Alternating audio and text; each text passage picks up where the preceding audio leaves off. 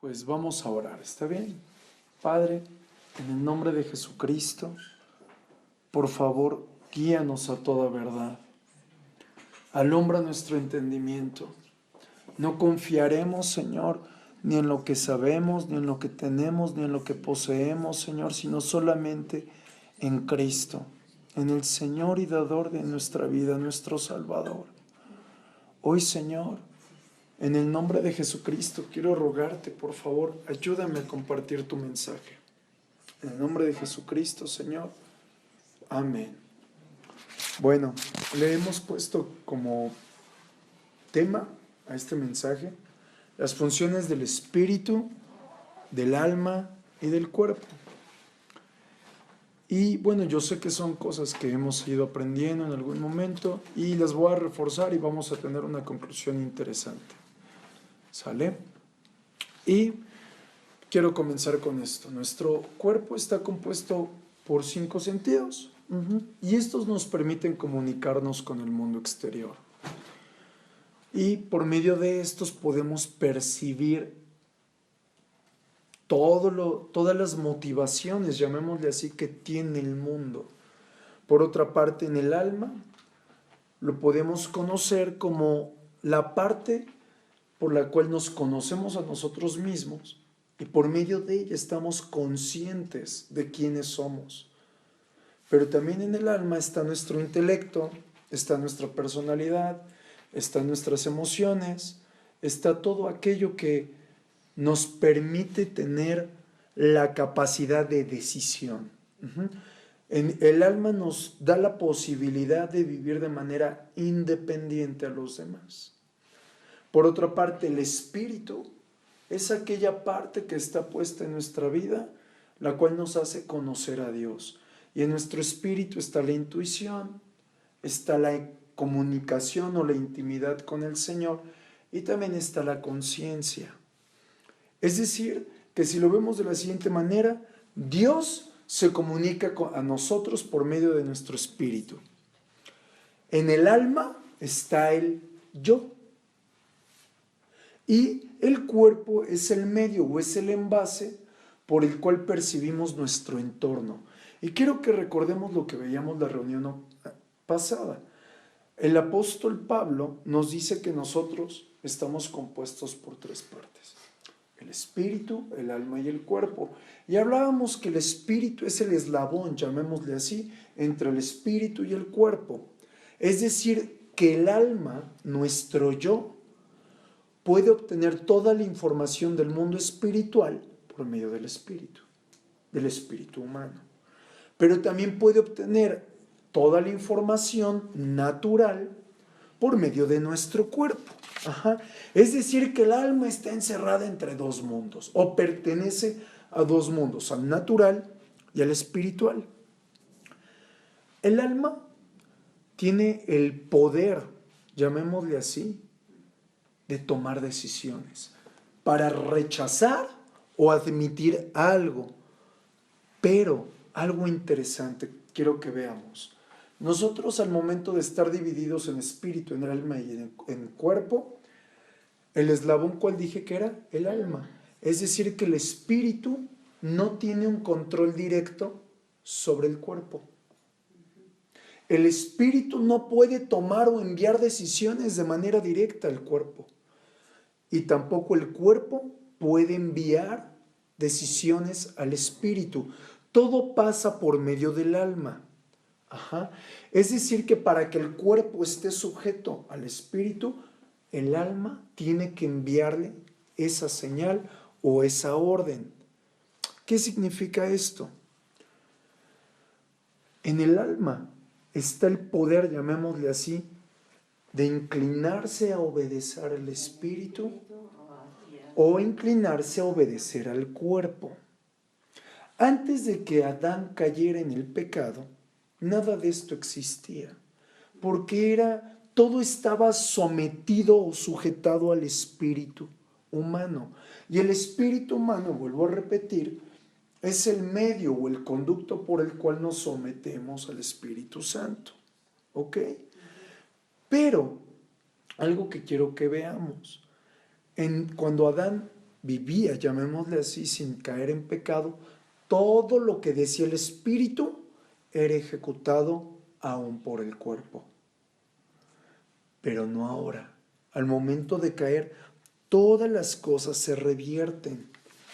Ahora, es decir, que el alma es la que gobierna, ya no el espíritu. Y lo podemos ver porque muchas personas, o la gran mayoría de las personas, están sujetadas o sometidas al alma, porque en el alma está el intelecto. En el alma podemos deducir muchas cosas que percibimos de nuestro entorno. Y de ahí viene lo que conocemos como la psicología. Y la psicología básicamente lo que busca hacer es el hombre estudiar al hombre. Pero el éxito de eso es muy mínimo. ¿Por qué? Porque el hombre siempre va a estar sometido o va a ser moldeado o modificado de acuerdo al ambiente en el que vive. Es decir, podemos tener a la misma persona, una que viva en Tepito, una que vive en Canadá y otra que viva en la zona más lujosa de México. Y las tres personas, aun cuando sean la misma, van a tener un comportamiento diferente porque su alma va a estar sometida al medio ambiente en el cual viven. Vamos justos bien. Por otra parte, si el alma no le cede o no se inclina hacia el espíritu no la podrá gobernar. ¿Por qué? Porque en el alma está la voluntad del hombre. El alma, llamémosle así, es el amo o es el dueño de la persona. Y hasta que el alma cede o se inclina, en ese momento el espíritu comienza a controlar. Es decir, que aquella persona que digamos, oye, es que esa persona es espiritual, en el buen sentido de la palabra, esa persona tiene, su espíritu es el que gobierna, es porque su alma se dio totalmente el control al espíritu. Por otra parte, si el alma se revela, automáticamente el espíritu pierde el dominio. ¿Por qué pasa esto? Porque en el alma existe lo que conocemos como el libre albedrío. ¿Por qué? Porque dentro del alma, vuelvo a repetir, el hombre puede tomar decisiones. Porque si no pudiera tomar decisiones, simplemente sería una máquina. Y esas decisiones que puede tomar, básicamente las puede tomar en dos. Una, darle todo el gobierno a Dios o darle todo el gobierno al cuerpo. Porque de acuerdo hacia donde se incline el alma, va a venir la decisión a tomar de esa persona. El modelo correcto o la manera perfecta en la cual Dios dispuso que el hombre viviera es la siguiente. Como el espíritu es la parte más noble del cuerpo, el espíritu tendría o debería regir el alma y el cuerpo. Así es como era regido en el principio. Pero creo que hemos olvidado eso. Por otra parte, ahora hablando un poco del cuerpo, dice la palabra que nosotros somos el templo del Espíritu. Y de acuerdo a lo que yo veo en el Antiguo Testamento, el templo estaba compuesto por tres partes: el atrio, el lugar santo y el lugar santísimo. En el atrio, que era la parte visible a los sacerdotes, al pueblo, desde ese lugar se ejercía la adoración externa. Desde ahí muchos levantaban las manos y adoraban a Dios. Pero luego podemos ver el lugar santo. Al lugar santo solamente podía entrar el sacerdote. Y ahí el sacerdote ofrecía al Señor sacrificios de sangre, de aceite, de incienso, de pan, con el propósito de que era un lugar íntimo. Pero aún queda el lugar más íntimo, el lugar llamado el lugar santísimo. Pero en este lugar solo podía entrar el sumo sacerdote. Desde ese lugar se irradiaba la gloria de Dios. En ese lugar, familia, era donde existía una permanente obscuridad. Nadie podía entrar más que el sumo sacerdote. Y si esto lo vemos y lo comparamos con nosotros, el cuerpo es el atrio. Y nosotros adoramos a Dios de manera externa para con todos los demás por medio de obedecer los mandamientos. En el lugar santo, que representa nuestra alma, ahí nosotros también podemos adorar a Dios. ¿Pero cómo? Hace rato hablábamos de que en el alma o en el lugar santo están nuestras emociones, nuestra voluntad, nuestros deseos, nuestros pensamientos. ¿Cómo adoraremos a Dios? Rindiéndole eso, inclinándonos al Señor, ¿ok? Pero también existe el lugar santísimo, el cual está representando nuestro espíritu. Y ese lugar es no visible a los ojos de las personas. Por eso dice la palabra en el Salmo 91, verso 1, que ahí es donde está el abrigo del Altísimo. Ahí mora Dios en nuestro espíritu humano, por medio del Espíritu Santo, se fusionan, llamémosle así. Nadie puede ver en mí a Dios, llamémosle así. Nadie sabe que dentro de mí está el Señor.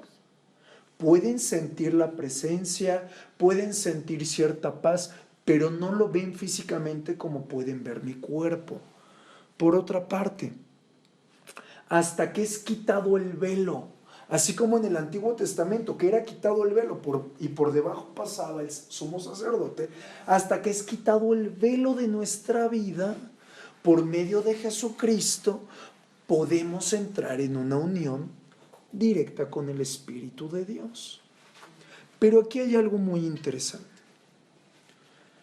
El espíritu humano, retomando lo que hablábamos hace un momento, en Adán, el espíritu humano, el alma y el cuerpo, las tres eran dirigidas por el Espíritu. Pero ahora, estando en esta vida natural, todo lo que hagamos, toda la obra, tiene que estar guiada por el Espíritu. Aun cuando el alma a veces toma decisiones, las decisiones del alma tienen que ser influenciadas por el Espíritu. Aquí no me estoy refiriendo al Espíritu de Dios, sino al espíritu humano. Retomando un poquito, hace algunos días yo les explicaba que somos seres espirituales y podemos ser guiados por el Espíritu de Dios o por el Espíritu del mundo. Y en este caso tenemos que ser guiados por el Espíritu de Dios, ¿verdad? Es decir, que si no somos conscientes de que todo lo que hacemos es guiado por el Espíritu, caeremos en un gran error. Y buscaremos honrar a Dios, amar a Dios por medio de nuestra alma. Y por eso en muchos lugares las personas cristianas, llamémosle así, o los hijos de Dios, se dan a notar más como más comprometidos aquellos que están involucrados en el servicio A, en el servicio B, en el servicio C, en el servicio D, en todo lo que pueda la persona, pensando la persona que de esa manera agrada a Dios. Y no es cierto. A veces hacemos cosas almáticas pensando que son espirituales. Y el punto central de un hijo de Dios es saber que solamente por medio de la comunicación del Espíritu de Dios y del Espíritu humano podemos agradar a Dios. No se trata del obrar y mucho servicio, porque aún una persona que no ha sido regenerada en el Espíritu puede ejecutar algún servicio. Es decir, que una persona que está pensando que por medio de su alma va a agradar a Dios, va a caer en el legalismo. Y quiero recordarles que los legalistas, los religiosos, fueron los que mataron a Jesús. ¿Ok? Ahora, entrando en cuestión del espíritu. En el espíritu están 3 puntos bien importantes, los que comentaba hace un rato: la conciencia, la intuición y la comunión con Dios. La conciencia es el punto donde existe el discernimiento, es decir, donde descubrimos o donde desmenuzamos lo bueno de lo malo. Pero en la conciencia nunca va a ser afectada o ser dirigida por el conocimiento intelectual. Es decir, que la conciencia ejecuta un juicio directo y espontáneo de parte de Dios. Quiero que seamos claros: en la conciencia nunca va a ser afectada por el medio ambiente, nunca va a ser afectada por las circunstancias. Pero eso sí, una persona que ama a Dios, que cuando comete errores, su conciencia lo va a censurar. Aún la palabra dice en el libro de Romanos: mi conciencia me da testimonio en el Espíritu Santo. Es decir, que si mentimos, el Espíritu Santo actúa en nuestra conciencia y nos muestra que hicimos algo mal. Por otra parte, la intuición. La intuición es esa percepción dentro de nuestro espíritu en la cual no necesitamos ni la mente, ni la voluntad, ni las emociones. Simplemente, de manera repentina, llamémosle así, recibimos revelación de Dios. Por ejemplo, yo estoy seguro que el apóstol Pedro, cuando recibe la revelación de que Jesús era el Cristo, vino a la intuición. Y de ahí nadie se lo había mostrado, ni su mente ni su voluntad, sino eso que hay dentro del espíritu del hombre recibió la revelación de parte del Padre. Es decir, nosotros como hijos de Dios vamos a avanzar en nuestra vida espiritual por medio de nuestro hombre interior, que es el espíritu. Este hombre exterior que vemos es un hombre carnal, es un hombre que es guiado por los deleites y placeres. No sirve de nada. El Señor ha censurado, ha descartado el funcionamiento de este cuerpo. Por eso somos hombres espirituales. Y todo lo que hagamos tiene que ser guiado por el Señor. Por otra parte, y voy a tocar aquí algo sensible quizás, una persona no regenerada, es decir, una persona que no ha nacido de nuevo, aún las 3 partes de las cuales hemos hablado, el alma, el espíritu y el cuerpo, aún funcionan. ¿Cómo funcionan? Son guiadas por espíritus malignos, porque no están en una comunión con el Señor. Por otra parte, las funciones del espíritu en una persona no regenerada están muertas. Quiero que recordemos, nuestra alma es como ese cacahuate, esa cáscara del cacahuate, y nuestro espíritu está dentro.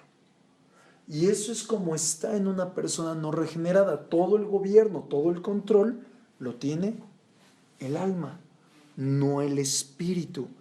Pero todas las funciones del espíritu son suplidas por las del alma. Hasta que el espíritu toma fuerza, gobierna. Por otra parte, quiero ir despacito para no revolverlos.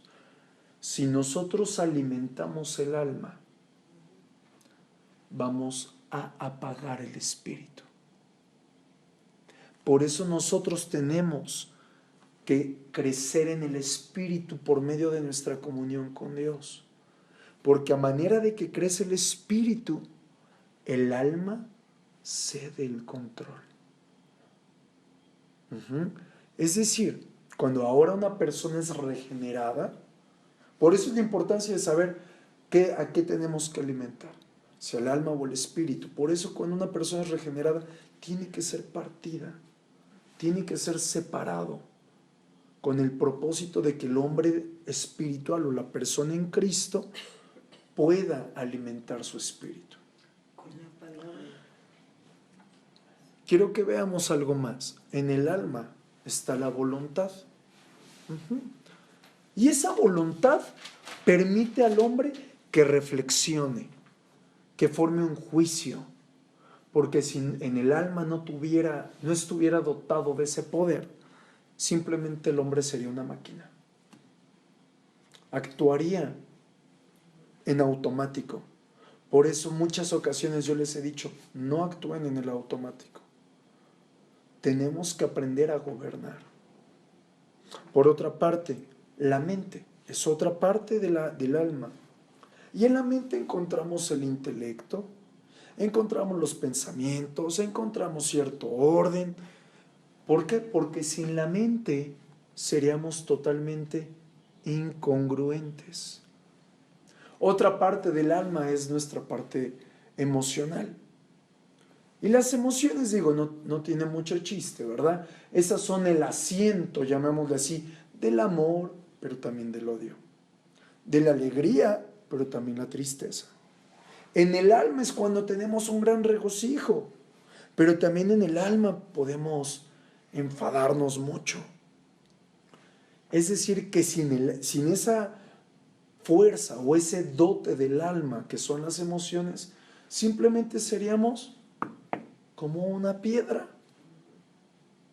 Quiero que veamos desde otra arista. Por eso cada uno de nosotros somos diferentes, porque en el alma está la personalidad. En el alma habita el yo del hombre. Pero, algo importante, antes de que nosotros llegamos a Cristo, todas las cosas, todo lo que posee la persona y todo lo que poseerá es alma. El hombre por sí mismo no tiene un deseo espiritual.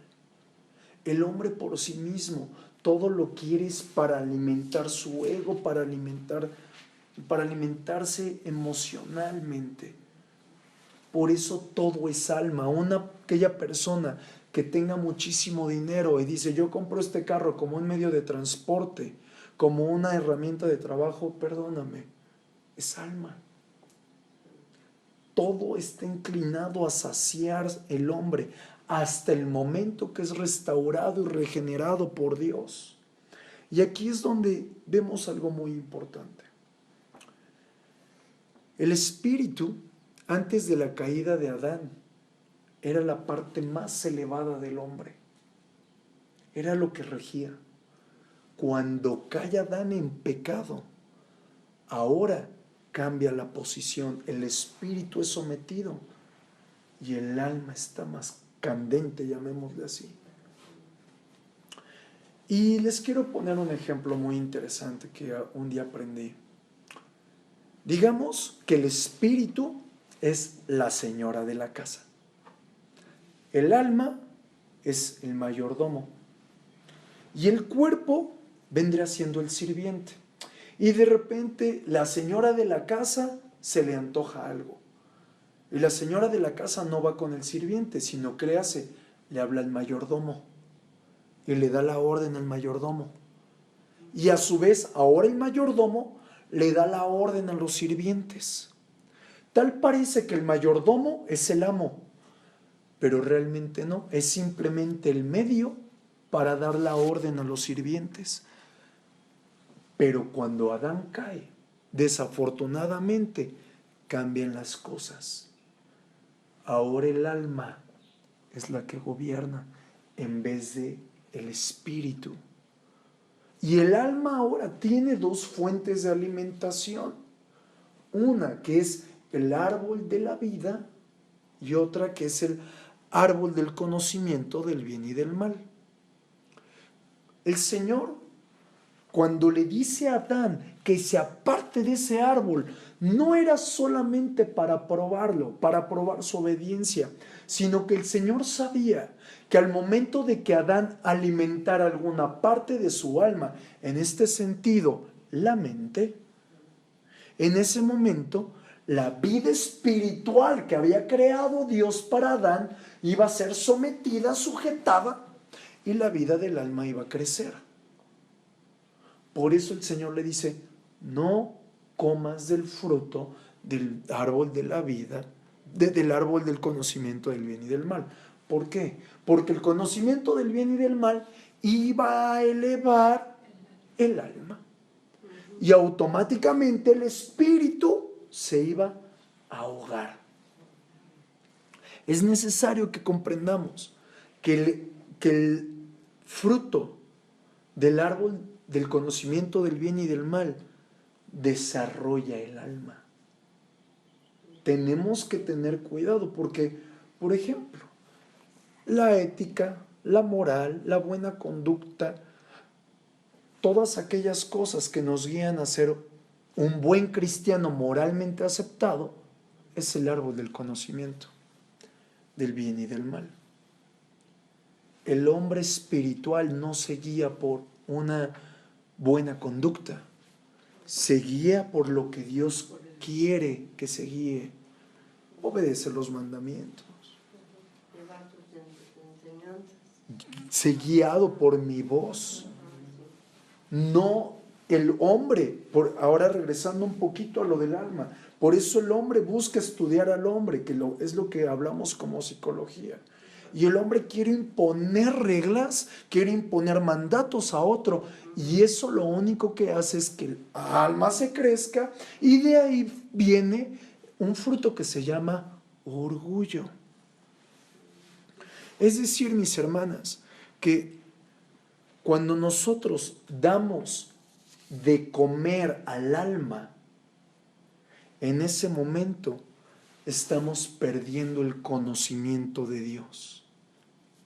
Estamos perdiendo la unidad con el Señor.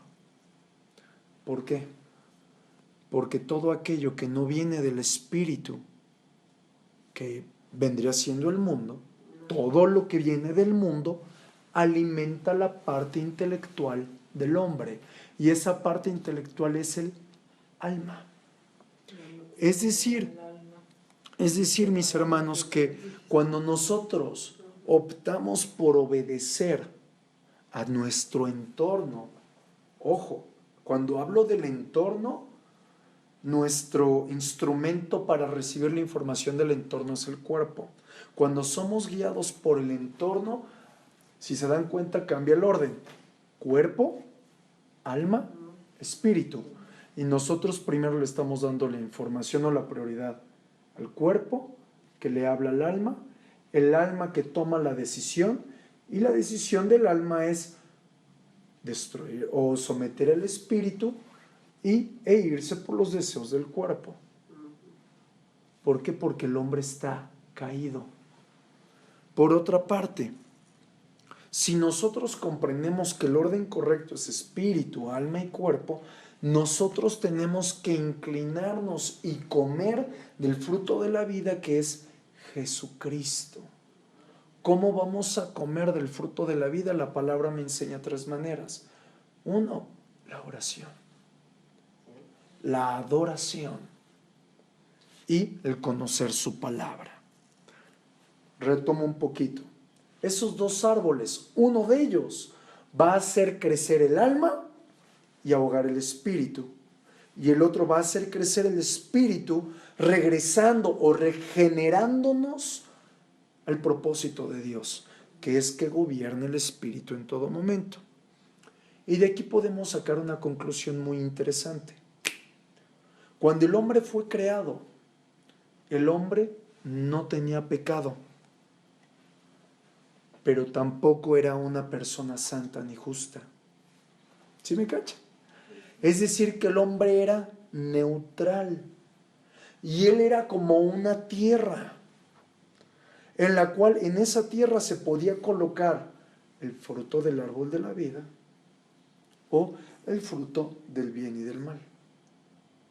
Y ambos iban a germinar, uno para estar dando vida al espíritu y otro para dar vida al alma, que es la carne.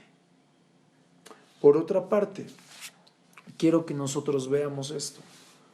Por eso el alma del hombre siempre tiene que estar sujetada al espíritu, siempre tiene que ser el mayordomo, para que el espíritu sea la señora de la casa, que gobierne todo, porque un mayordomo fiel va a ejecutar la tarea perfecta, pero un mayordomo infiel aún va a ser traicionero. Quiero que veamos este punto interesante. Satanás, cuando tienta al hombre, por eso les había dejado una tarea, y al final vamos a verla. Pero Satanás, cuando tienta al hombre, lo primero que hace es una pregunta. Y la pregunta se la dirige a Eva, porque al momento de que Satanás lanza una interrogante a Eva, Eva tenía que ejercitar su mente, tenía que ejercitar el alma. Y si Eva hubiera sido totalmente, o más bien hubiera estado completamente dispuesta al espíritu, en vez de pensar conforme a la pregunta de Satanás, Eva hubiera rechazado la pregunta, no hubiera dado pauta, porque a ella simplemente le hubiera gustado lo que Dios decía. Pero cuando da oídos a la pregunta, en ese momento, ella comienza a poner a tela de juicio lo que Dios había dicho. Pero veamos, recordemos el orden: espíritu, alma y cuerpo.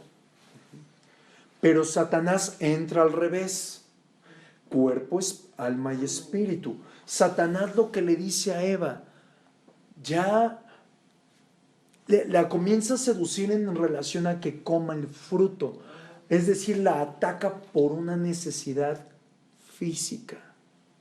Y después la ataca diciéndole: si comieres, aumentarás tu conocimiento. En ese momento está seduciéndola por medio del alma.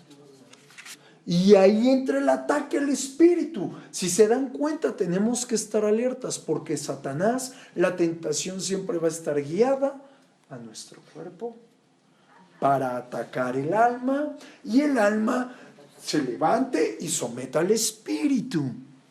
Es decir, por ese mismo hecho, Eva fue atacada en su entendimiento, en su juicio, poniendo a duda el conocimiento de Dios.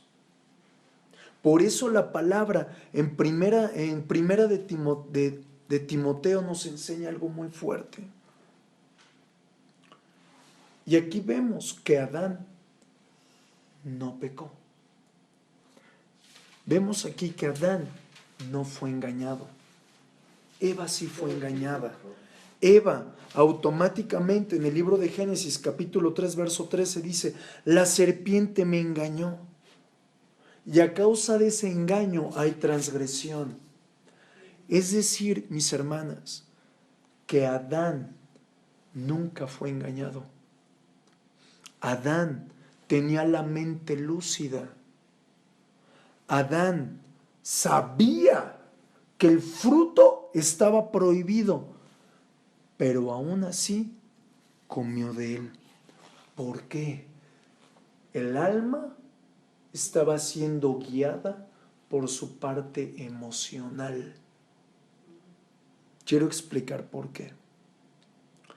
Adán sabía muy bien que toda seducción que viniera de Satanás iba a ser simplemente un engaño, y él tenía la capacidad de aplastar el engaño. Él ya sabía de Satanás. Pero ¿a qué voy con esto? Adán peca deliberadamente. Adán lo que hace es inclinarse por su amor a Eva, porque amaba más a Eva que a sí mismo. Es decir, que idolatraba a Eva. Y en ese sentido, al momento de idolatrarla, va en contra del mandamiento de Dios. Y al momento de ir en contra del mandamiento de Dios, su cabeza es guiada por su corazón. Por eso aquí viene algo muy interesante en el libro de Romanos, capítulo 10, verso 10, dice que nosotros tenemos que creer con el corazón, no con la cabeza. Porque una persona que quiere analizar todas las cosas de manera intelectual, automáticamente será engañada, será seducida, será guiada a caer en destrucción. Por eso quiero que volvamos a ver. Satanás actúa desde afuera: cuerpo, alma y espíritu. Pero Dios actúa diferente. Dios actúa espíritu, alma y cuerpo. Por eso aquella persona, cuando recibe a Jesús en su corazón, su regeneración empieza de adentro hacia afuera. Porque entra el espíritu da vida, después se alumbra el entendimiento del hombre. Y ese entendimiento provoca que el cuerpo se active en honra a Dios y se acople a su voluntad. Porque hay 3 voluntades. La voluntad de Dios, que es buena, agradable y perfecta. La voluntad del hombre y la voluntad de Satanás, que es robar, matar y destruir. Pero la del hombre se inclina a una de estas anteriores. Es decir, para ir terminando esta lección, el pecado, vuelvo a repetir, la voluntad del hombre se inclina a alguna de estas dos. Es decir, que el pecado es la reacción de la voluntad del hombre. Es la respuesta de la voluntad del hombre. Cuando nosotros caemos en pecado, llamémosle así, es porque deliberadamente lo quisimos hacer. Aquella persona que dice, no es que fui tentado por Satanás, no es que pasó esto, pasó aquello, no, deliberadamente quieres pecar porque tu alma no le ha cedido el control al espíritu. Por otra parte, quiero que veamos el ejemplo de Eva. La señal de que Eva quería más conocimiento me muestra un punto: ser independiente. ¿Por qué? Porque Eva me está mostrando que no estaba completamente contenta con lo que Dios ya le había dado. No estaba saciada. Imagínate si Adán y Eva fueron las personas más entendidas. Adán tenía la capacidad de ponerle el nombre a todos los animales. Yo veo un animal y no sé si es perro o gato, ¿verdad? Bueno, es un decir. Pero él conocía las características de cada uno en su entendimiento tan avanzado que podía colocarle el nombre. Pero a Eva no le fue suficiente ese conocer, esa sabiduría. Y cuando Satanás le ofrece un conocimiento más, automáticamente está diciendo, lo de Dios no me sacia, quiero más. Y aquí es donde podemos marcar 2 puntos. El ser una persona espiritual nos denota 2 cosas. Confiar completamente en que Dios me ha dado lo que Él quiere que yo tenga. No más, no menos. Pero también involucra que con eso que Dios me ha dado, yo tengo que tener contentamiento. Pero la persona almática es aquella persona que le da la espalda a Dios y deliberadamente busca lo que no le ha sido dado. A Eva no le había sido dado probar de ese fruto y lo sabía, pero lo tomó. Sí, sabía. Adán se lo tuvo que haber dicho, pero ella lo toma. Sí sabía porque le dice a la serpiente, no porque Dios nos dijo que si comemos de ese árbol moriremos. Y a manera de conclusión, en una persona, en un hijo de Dios, no se puede desarrollar lado a lado el árbol del conocimiento de la vida el árbol de la vida y el árbol del conocimiento del bien y del mal. O uno o el otro. Para eso tenemos que nosotros, por medio de obligar a nuestra alma a través de la palabra, obedecer al Espíritu.